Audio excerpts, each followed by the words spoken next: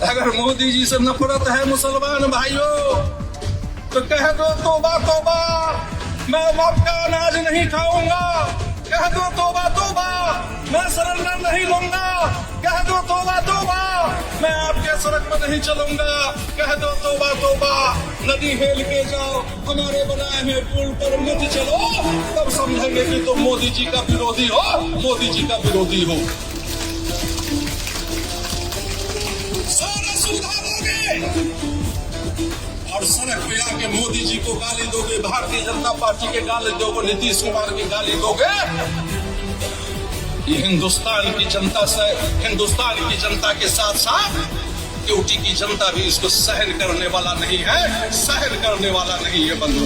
यही आप लोगों से आग्रह निवेदन करने हैं। अगर कोई इंसान अगर कोई काम नहीं करता है, ठीक है, अगर हम सांसद है या आप सांसद है या आप एमपीज़ है या एमएलए, अगर काम आप नहीं कीजिएगा ना, तो ये इंडिया में एक प्रचलन सा चल गया है कि अगर काम नहीं किए हो तो आप बस हिंदू मुस्लिम सिख ईसाई, हिंदू मुस्लिम सिख ईसाई ये सब कर दीजिए और आपको वोट भतेरे पड़ेगा। ठीक है, ये बात हो गई।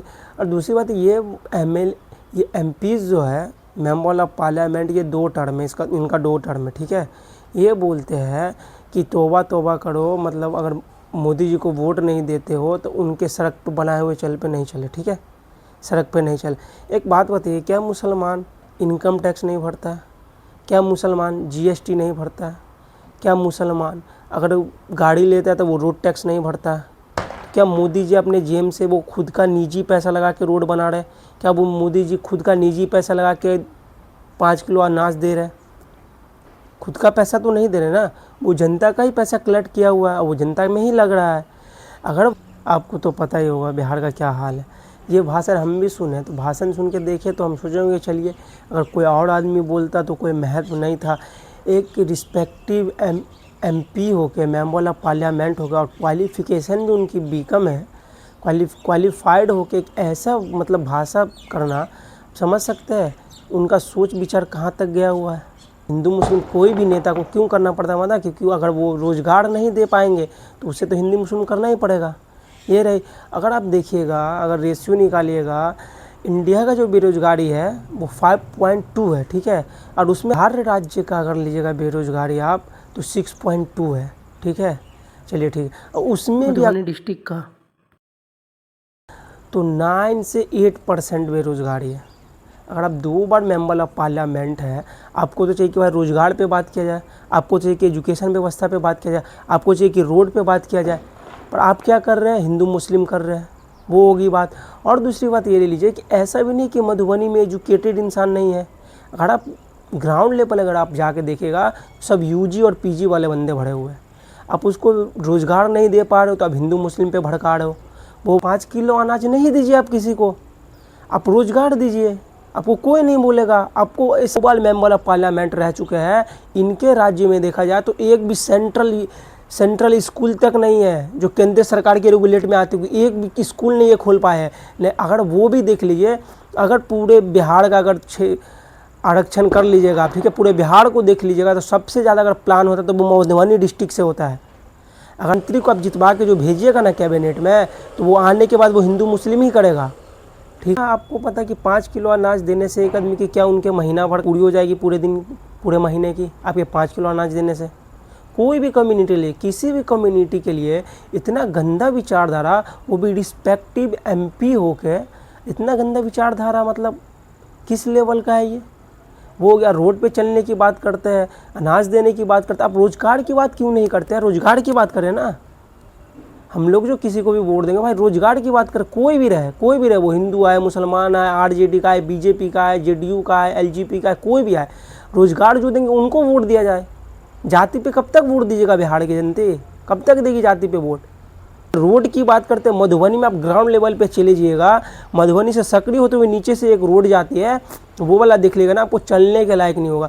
मधुबनी में कितनी जगह जगह आपको इतना ठेवना भर तक पानी लगा रहेगा। ये रास्ता मुड़ता तो है, मैं नाले वाले में गई और मेरा मोबाइल किसी को मिला तो प्लीज़ मुझे वापस कर देना। और अगर मुझे सांप आपने काट लिया और मैं इधर ही मर गई तो भगवान ही मालिक है मेरे।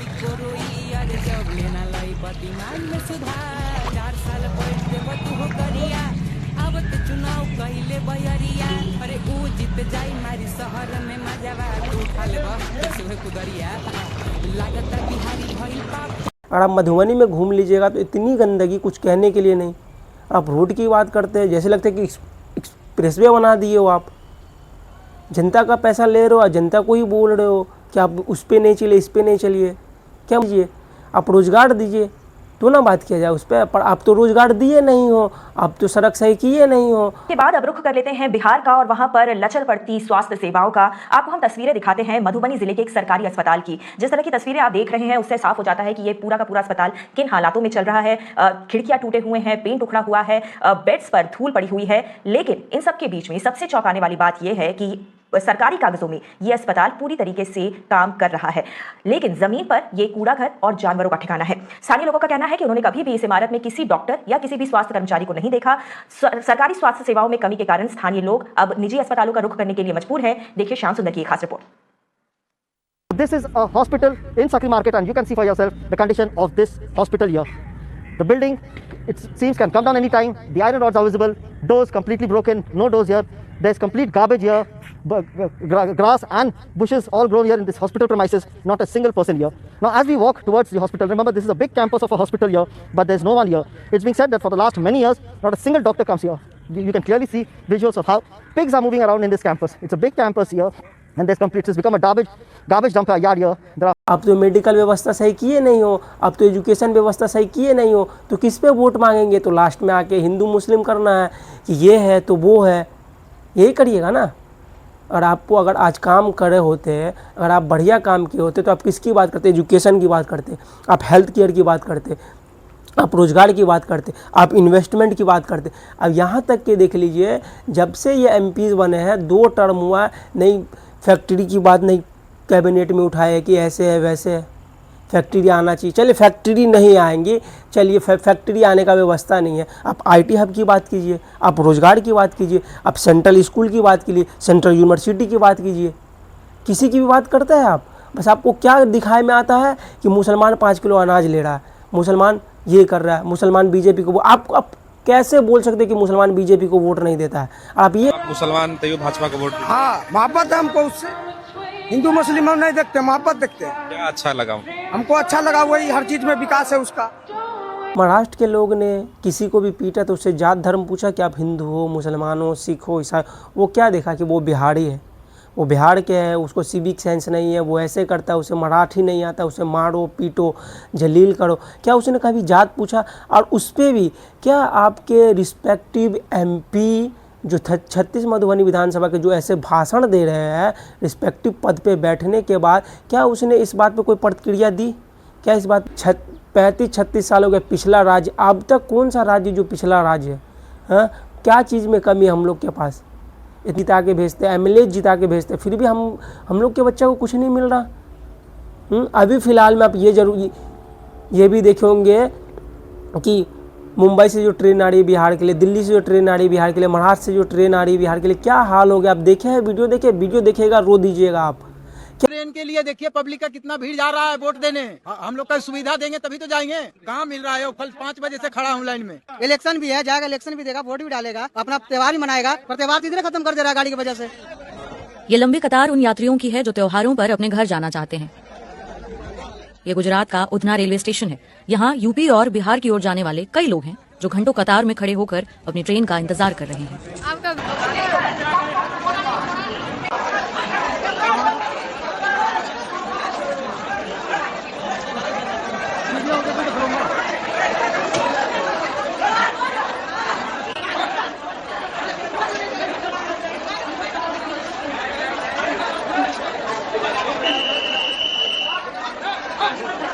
बांटने की बात किया जा रहा है। अभी है चुनाव, अभी 5 साल में आप एक बार भी बोल दीजिए उनके कोई भी प्रतिक्रिया है? नहीं ट्विटर पे आया, नहीं फेसबुक पे आया, कहीं भी आया है?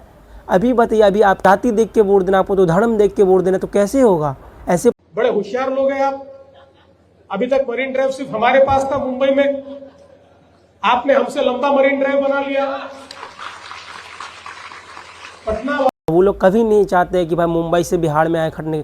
क्या ऐसा व्यवस्था नहीं बनाया जा सकता है कि भाई मुंबई से आए खटने के लिए बिहार में, मुंबई से आए जॉब करने के लिए बिहार में? गुजरात से आए बिहार में जॉब करने के लिए, गुजरात से आए पढ़ने के लिए बिहार में। क्या ऐसा व्यवस्था नहीं है? क्या हम लोग नहीं चाहते ऐसा व्यवस्था? हम लोग के चाहने से ही हो ना। क्या हम लोग के पास क्या नहीं है? प्लांट नहीं है, एजुकेशन का व्यवस्था नहीं है, वर्ल्ड क्लास एजुकेशन का व्यवस्था था हम लोग के, है कि नहीं है? था कि नहीं था? इस बात को आप मान रहे हैं ना? क्या हम लोग के पास एमपीज़ नहीं होते? क्या एमएलएज नहीं होते? क्या हम लोग के पास पैसे की कमी है? जानते होंगे आरबीआई का होता है CD रेशियो देता है वो कि कितना इन्वेस्टमेंट किया गया, मतलब कितना बिहार की जनता पैसा जमा की और उसको रिटर्निंग में कितना लोन दिया गया, कितना परसेंट। बिहार का पैसा बाहर जा रहा है, बाहर के बंदे लोन ले रहे। तो हम लोग नहीं चाहते हैं? क्या हम लोग के बच्चे मतलब मजदूरी बन के रह जाएंगे? आप लोग को सब कोई उभरना, कोई नहीं चाहता कि जंगल राज रहे। पर बात यह है कि एनडीए की भी सरकार थी अभी फ़िलहाल में, क्या जंगल राज नहीं था? क्या मर्डर नहीं हुआ था? PMCH में अंदर घुस के ICU में जाके मार देना, क्या उसे जंगल राज नहीं बोलिएगा आप? बालू माफिया गैंग चल रहा है, उसको आप जंगल राज नहीं बोलिएगा?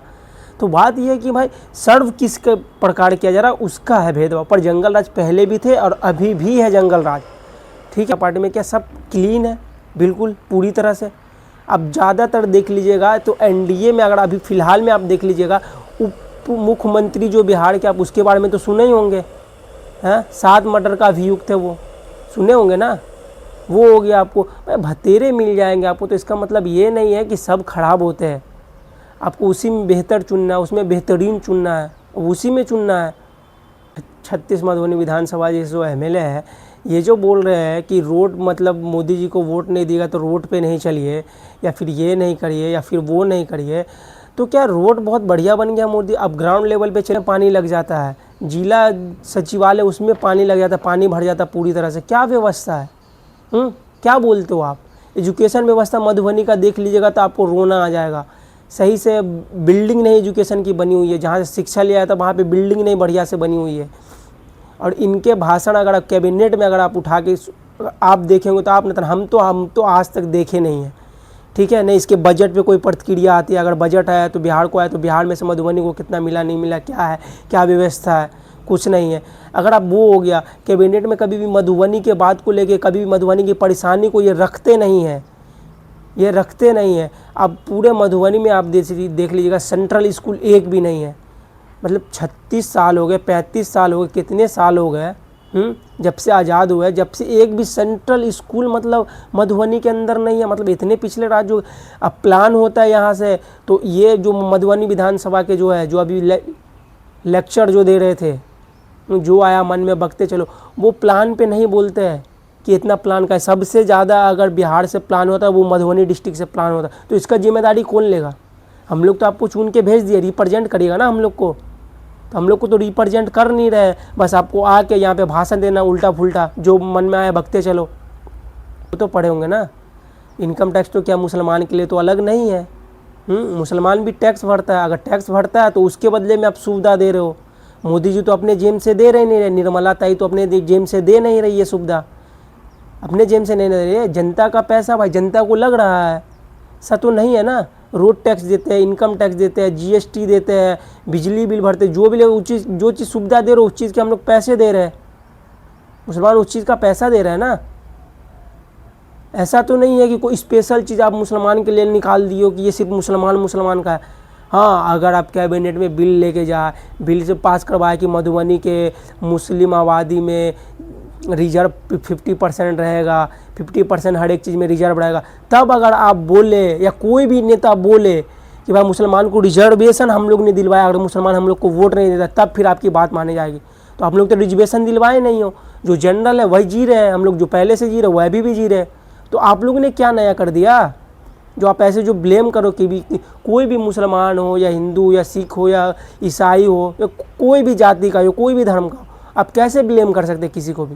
कैसे आप हरामखोर बोल सकते हैं? आप रिस्पेक्टिव पद पे बैठे हुए हो, अब ऐसे ऐसे भाषा यूज करते हो, शर्म से तो आप लोग को डूब मरना चाहिए।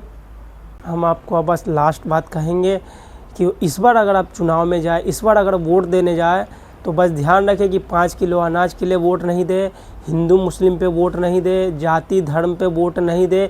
जाति धर्म हिंदू मुस्लिम सिख ईसाई ये सबसे उठ के वोट दे। रोज़गार पे वोट दे, हेल्थ केयर पे वोट दे, एजुकेशन पे वोट दे, अपने बच्चे को देखे कि क्या कर रहा है वो। अगर आपने इस बार गलती कर दिया तो बस आपको पता है जो अभी फ़िलहाल में चल रहा है कि छठ पूजा में, दिवाली पूजा में आप देख रहे हैं ना कैसे के बच्चे कैसे भी गुजरात से आ रहे हैं, महाराष्ट्र से आ रहे हैं, दिल्ली से जा रहे हैं, भर भर के वॉशरूम में यहाँ तक के बैठ के जाया जा रहा। मतलब बिहार के बंदे को या बिहार के आदमी को आप लोग ऐसे इतने नीचे कर दिए हैं कि वो हमारे जात का तो हम वोट देंगे। ये बात आप ध्यान में रखिए कि सबसे ज़्यादा अगर गद्दार कोई है तो आपका सबसे क्लोज़ है, जो सबसे क्लोज़ रहेगा आपको वही आपको मारेगा, क्योंकि दूर वाले को तो पता नहीं कि आपकी कमज़ोरी क्या है, तो जो आपके ज़्यादा नज़दीक है वही आपको मारेगा। तो आप ध्यान दीजिए कि वोट देना तो किस चीज़ पे वोट देना, ये 4-5 बात ध्यान में रख के वोट ज़रूर दें। अब वोट देना बहुत ज़रूरी है।